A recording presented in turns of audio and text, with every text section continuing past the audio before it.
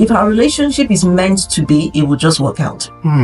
Our relationship is, I remember, I would never forget a story that our pastor at the time told. And he said a man was walking by the garden and he says, what a beautiful garden that God has made. No, look what God has done. Look at what God has done with this garden. And the gardener said, you should have seen the garden when God had it all by himself. When God alone was working. Yeah, So it took the gardener to go through. So it's meant to work out doesn't mean it's going to work out. And the fact that it didn't work out doesn't mean it wasn't meant to work out. Oh boy.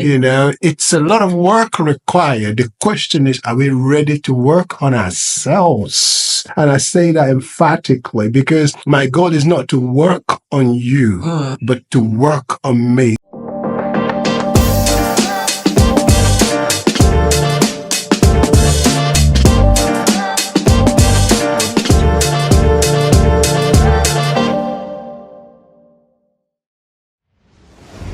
Hello and welcome. It's really nice to have you join us today. This is Relationship Real Talk. My name is Julius and And I'm Mary Eniolu. It's wonderful to have you here. We talk all things relationship here, always keeping it real. And keeping it real, I can actually see steam coming out of your mouth. It's cold in this. It's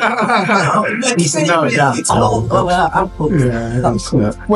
It is cold enough. It's cold enough. Today we're going to be bursting some relationship myths and identify the truth behind them, because you can live a life based on lies.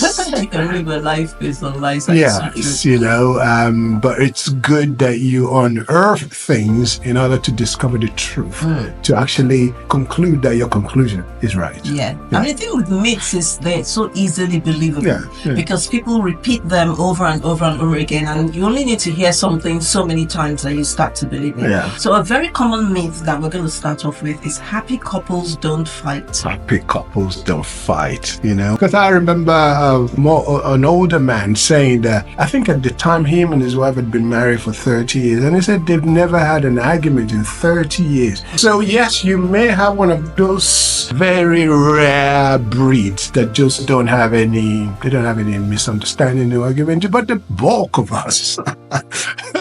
We are very happy couples. But the bulk of us, because, two intelligent people, two free minds coming together, you're bound to have misunderstanding and argument. And that's not a reflection on your relationship. And sometimes, apart from two intelligent people coming together, sometimes the pressures of life gets to you, sometimes it's just the pressures of life. Maybe you're going through a difficult time as a couple, as a family. Maybe there are financial pressures that can cause you to have arguments. And when we're talking about fight, we're not obviously talking about physical punch-ups or anything like that. But the fact that you're having an argument does not mean you're not a happy couple. In fact, sometimes it's healthy to have arguments because it shows that there's openness, there's a willingness to share. Even when I work with teams, one of the signs that a team is dysfunctional is when they never have any arguments. Everybody just says yes or no and people walk away. But the reality is you can't have a team and everybody agrees all the time. So I would want to put a positive spin on it. I would not say, argument. I would say difficult conversations.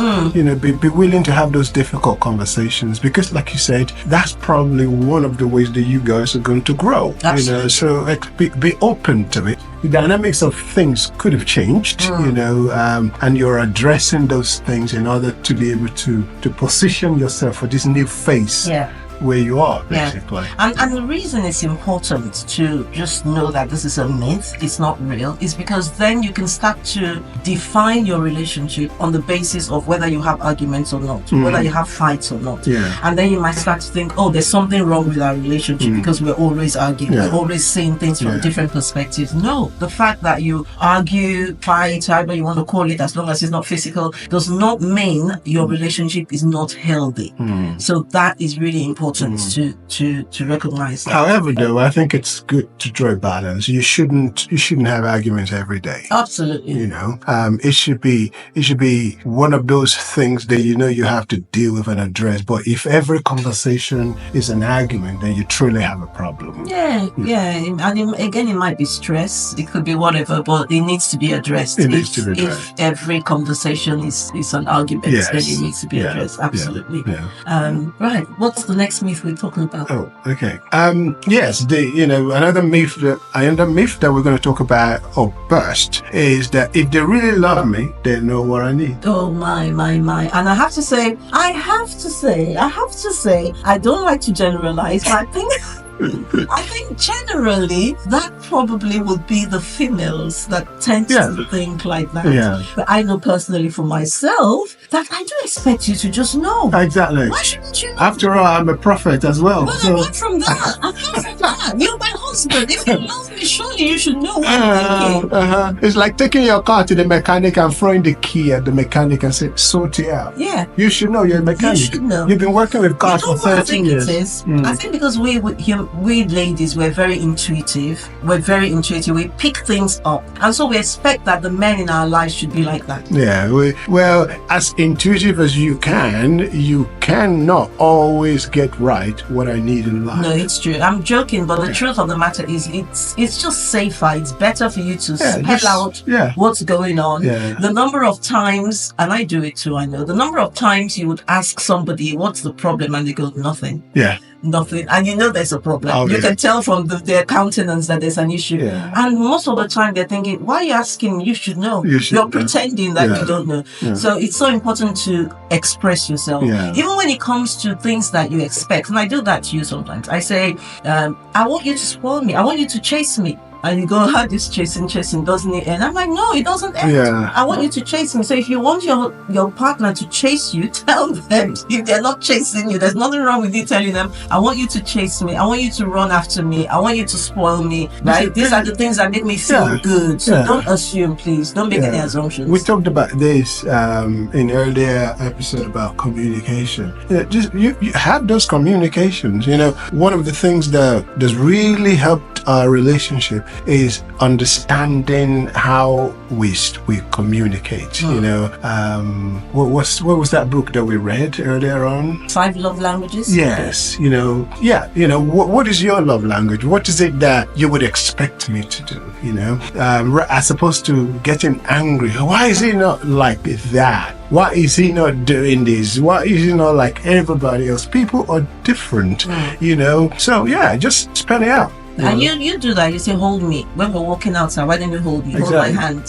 So I don't know why. Because I know if I wait, I will just wait forever. It's never going to happen. So I don't know why we do it. I don't know why we assume that the person should know. I think we just feel like, this is the myth. We feel like, but surely if you love me, if you're paying attention, you should have picked up on these things. But it's not always that straightforward. It's just so much easier for you to tell them. I think it will make your life a lot easier. Then without any excuse. Then if they're not doing it, it's a different thing. It won't be that they didn't know. Exactly. So I think just tell them what you want. If you need help in the kitchen, that's another one. Sometimes you're working in the kitchen, the man is in the living room watching football, and you're banging the plate, you're fighting with the pot, you're angry. Can't you just sit? I'm tired. Why is he sitting there watching TV? He might not know you need help. To you, it's like it's obvious I need help. To him, it might not be obvious. So honestly, just spell out what you want. It's a lot easy. There are some that they will get, but there are some that they won't get. So there's some they won't get. Even if they're pretending they don't get it, say it so that the pretense is out. Makes it open. It brings it open. Right. So, do you have a relationship myth that you would like us to bust? Put it in the comments, and we'll see if we can deal with it, because we know that there are many. Another one is, if our relationship is meant to be, it will just work out. Our relationship is, I remember, I would never forget a story that our pastor at the time told. And he said, a man was walking by the garden, and he says, what a beautiful garden that God has made. No, look what God has done.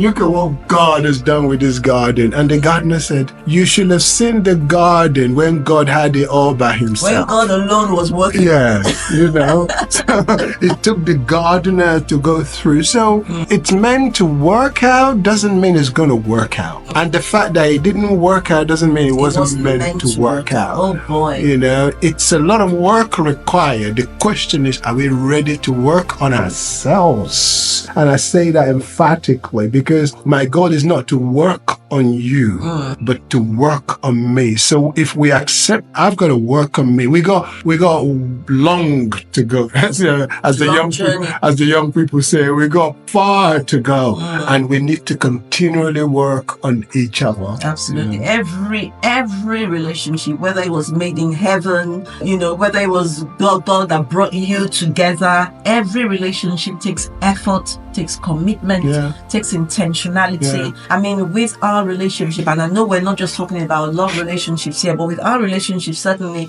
we can say that we've been through thick and thin. We've been through ups and downs. I know that people look at us and they think, oh, they're always so in love, they're always so... Things have not always been smooth. No. But one of the things we have known that has helped us is knowing that we're supposed to be with each other, right? So the foundation was right. We knew God brought us together. Absolutely. But that of itself was not enough. It's not enough. This myth that if we're meant to be, it would just work out. It didn't work for us. We had to work, like you said, on ourselves, but also work on the relationship. Absolutely. So you don't take anything for granted. You don't say, I'm not going to be intentional about spending time with my spouse. It's just going to, if it's meant to be, it will just happen. Who lives their lives like that? You don't just say, if I'm supposed to be successful, I'll just be successful. You go get a job, you do up your CV, you go train. It's the same with relationship. If it's going to work, you have to work it. And to be honest with you, especially, you know, bearing in mind that we're people of faith, if it was meant to work, the devil will make sure that you have a lot to do in order to make it work. You know, so it's going to attack you fiercely because the enemy's out there. It doesn't want our marriages, our relationship to work. So that's the more reason why you've got to be on guard and keep working on each other. Nothing good just happens. Absolutely. You know, if you mentioned, you gave the analogy with a garden. If you leave a garden, you don't tend it, you don't water it, you don't do anything. What will happen? Like what you see. Well, what's it called? Weed will grow in abundance. Okay. You don't need anything. You don't need to do anything for weed to grow.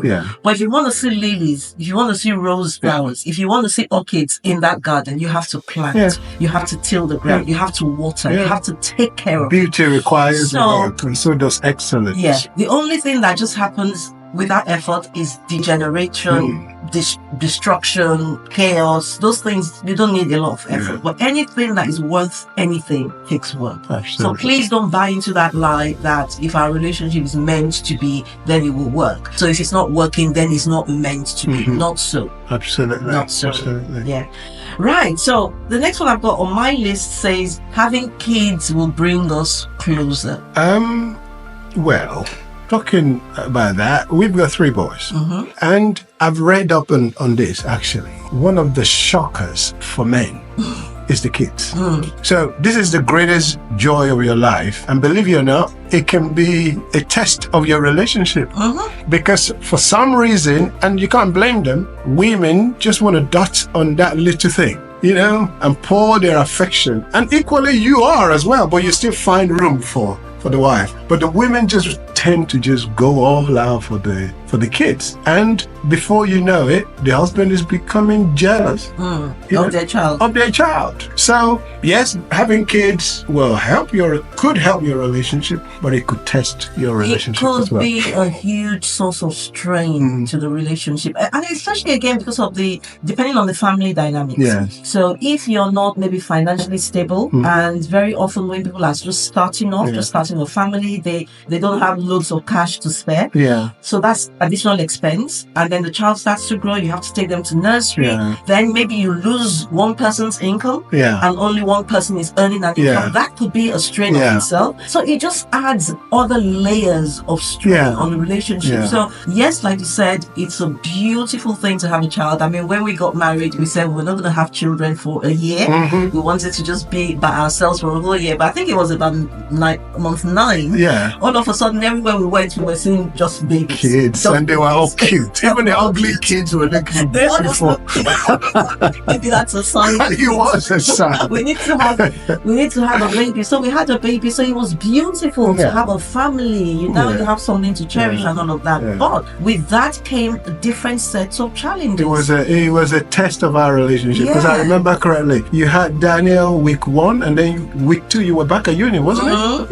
Yeah. You know, and then I had to work and look after the baby at the same time. We loved it. It was the best thing that's happened to us up until that time. But it was challenging. And if you're not careful, like you said, it can actually build a wedge between both of you, because the woman is exhausted, she's tired from taking care of the child. So the only time she has to herself, she just wants to rest. She doesn't want to do anything. Yeah. And then maybe the man wants some sort of affection. It's like, please, I'm drained. I don't even have any energy to take care of myself right now. So during that period, it's so important to be super, super sensitive to each other and be intentional again in making time for each other. It's never easy, because the baby just almost like takes over. Yeah. But you have to be very deliberate and intentional to make time for each other. On hindsight, we can say this, because with us, I think we just kind of worked our way through. Nobody tells you any of these things, you know, when you're a young couple. Especially, you know, starting a family in a foreign land. We didn't have the family support. The greatest support we had was from our church. I think there's an undertone to the question. Having kids will help our relationship. Will bring us closer. Yeah, having kids will bring us together. Maybe you need to question that question. Because it shouldn't be kids that should be bringing you to closer. Yeah. So maybe you've got issues. Maybe you want to deal with those issues, because if you're not careful, having kids will actually do damage to that relationship. It's almost like saying when we're rich, if we have more money, then we'll be closer. Yeah. No, if you're not close when you don't have money, don't expect to be close when you have money. Yeah. So that's not going to solve the problem. Yeah. So identify the problem and fix it. You know, children are a great joy, but don't expect them to be the one that will help you. Don't put that pressure on them. Yeah. Don't put that pressure on them. Okay, final one, and this is an interesting one. Having sex will strengthen our love and bond. Yeah. I mean, it's almost like talking about the kids. Sex is a great gift from God. But if your relationship is based on sex, you know, there was something that I watched. I would never forget. It was on BBC or something, or radio. I can't remember. No, it was on TV. So the program was about a family adopting an elderly person. So they adopted this man because he didn't have anybody to cater for him. So he would often visit this family, you know, and he was telling them about his past. He was married to a woman, and then the woman died, and on went the story. But the bit that really got to me was the women. They were married for a long time, 30 years, and they really love each other, he said, but the woman didn't like sex. And he said he could remember how many times they had sex. In my head, I'm like, well, you didn't have sex and you still love her? And then he went to say, love should be on something more than sex. Absolutely. And that just stayed with me for the rest of my life, really. That you've got to find your source of love, your reason for love beyond an activity. Beyond the physical. Because what happens, God forbid, what happens if something drastic happened to either of you, that you no longer can have sex? An accident or something. Yeah, Are you going to divorce the person? Yeah. So was that real love in the first place? And it's not even it's a myth. That's why we're busting it, to say sex will strengthen our love and increase our bond. No, sex is not what strengthens your love and increases your bond. Yes, sex is a big part of it. God gave it to us as a gift for married couples, but that's not what will make you love each other. You can get up in the morning after having sex at night, and you can wake up in the morning and you're so distant from each other. You're so far apart from each other. You're quarreling even because you were not connected in the first place. Sex is more of a physical act. Yes, the emotion makes it better, but that is the act of itself is not what creates the bond. When you have the underlying bond of love, sex is great. It's almost like a glue that strengthens that bond that you already have. But if there is no relationship, all you've had is a great experience, and you can have that anywhere. And you know, if you're not married, maybe you're not married, and somebody's telling you, you know, if you love me, you'll sleep with me. That's one that people do, isn't it? If you love me, you'll sleep with me. No, sleeping with them is not evidence of your love. And if they're pressuring you, especially as a believer, as a Christian, if they're pressuring you to sleep with them to prove to them that you love them, there's something wrong right there, because sex is not the proof of love. That's right. It's not. That's absolutely right. So any young person hearing this, sex was created by God, a gift from God for the married couple. That's it. That's the whole essence of it. You know, it's something to look forward to, not something to be toyed with or to be, you know, like a joke. It's not a game. It's a gift that has to be enjoyed within the institution of marriage. And it's just a piece of the bigger puzzle. You know, we've talked about commitment, we've talked about trust, we've talked about, I don't know if we talked about respect, but all of those things go to make a bond strong. Sex is just a piece of the puzzle. So a great part of it. A great part of it, no doubt. But to say, you know, sex is what is going to now strengthen the love or tighten the bond, no. Just as you don't put that sort of pressure on the kids, don't put it on sex, because you'll be disappointed. Absolutely, you will. Terribly disappointed. Right. Do you have any questions? We keep asking. If you've got any questions, actually, we asked that, and somebody in the studio had a question from the last episode. So should we round up with that question? Yeah, let's do that. So last episode, we're talking about different personality styles and the fact that, you know, it can be a relationship blocker. And the question was, what if you know someone or you are in relationship with someone where you know because of their personality, probably because of their past experiences or their upbringing, you know they're going to hold you back? What do you do? If you know they're going to hinder you from maybe achieving all you could achieve or as quickly as you could achieve. So that was a question that was raised at the last session. You know, if both of you are matured and grown up, you know what I mean? It's not a matter of age, it's a matter of maturity. And you identify your different personalities. So you put it on the table. This is your personality, this is my personality. And if we're not careful, we're going to rub each other off the wrong way. How about you working on your personality? You know, those things that I've identified, I probably don't think I'm going to like. You know, if you continue to work on that, and I continue to work on that, given it time, we might just find out that it's not an issue at the end of the day. And maybe not even say it so blatantly, because nobody likes to feel attacked in that way, like there's something wrong with you. I mean, something we do, for instance, we tell each other what we would like each other to do more of. So you're saying in a positive way. Not stop doing this, rather, I would like you to keep doing this, or I would like you to do more of it. So that might be a better way of approaching it. But with this question as well, so the question is, do you change the person? You can't. Do you try and change them so they can meet up to your expectation? The reality is you can't. You can't change anybody. So the simple answer is, you either slow down if you feel like because of the way they are, they're going to slow you down. You either be prepared to slow down, match their pace so you're in sync, or you might decide, well, this person is not the right person for me. But you cannot go into a relationship hoping to change someone, because you can't. The only person we can change is ourselves. You know, this level of relationship that we're talking about, it's a little bit deeper than any other relationship, because we're talking about maybe the possibility of a couple getting married. So if it is just something that somebody you work with in the office, absolutely. You find somebody else to work with in a big pool. But if it is meant to lead to marriage, for example, you either accept that this is what it is, and I'll deal with it just as I prepared myself that my wife doesn't know how to cook, and I was wrong. And you were pleasantly surprised. But you got to face it. Prayer helps, but don't expect the prayer will change them. Don't expect that you will be able to change them. Somehow they can mature and find out that they need to change. But to be honest with you, you've got to be ready to go at that pace. Otherwise, you're going to have issues. Absolutely.